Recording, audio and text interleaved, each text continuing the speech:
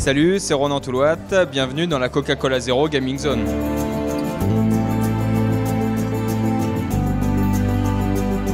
En fait c'est simple, on avait déjà, moi je me suis associé avec French Paper Art Club, donc on fait de la sérigraphie.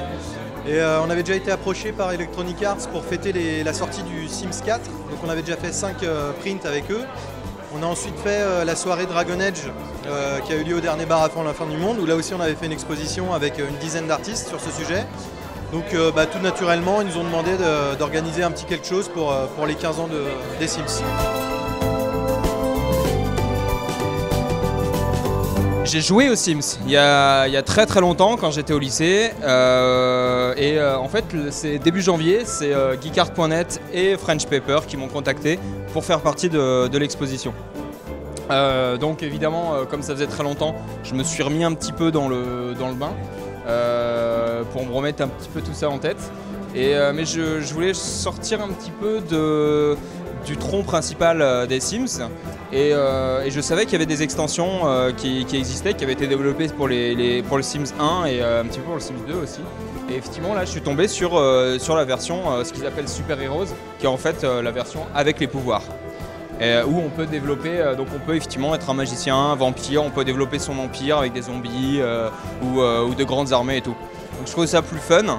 Mais par contre, ce que je voulais, enfin mon idée première c'était le concept, c'était l'ombre projetée du joueur qui représente l'univers intérieur ou l'univers virtuel dans lequel il se projette.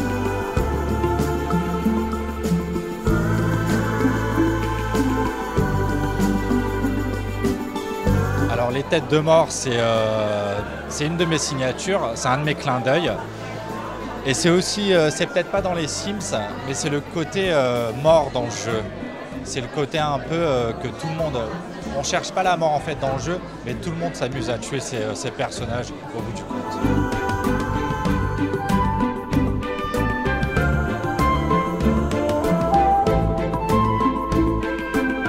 Thomas nous a tous appelés pour donner notre vision personnelle des Sims. C'est vrai qu'on pense aux Sims, on pense tout de suite au prisme. Moi, en général, dans mon travail, j'essaie de prendre 2-3 idées grand maximum, de voir comment je peux les mixer ensemble. Forcément, il fallait partir sur le prisme.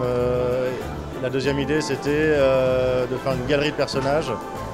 Et voilà, donc c'est un mix entre partir de la forme très simple du losange et de voir comment de cette forme on peut en faire toute une galerie de personnages assez différents.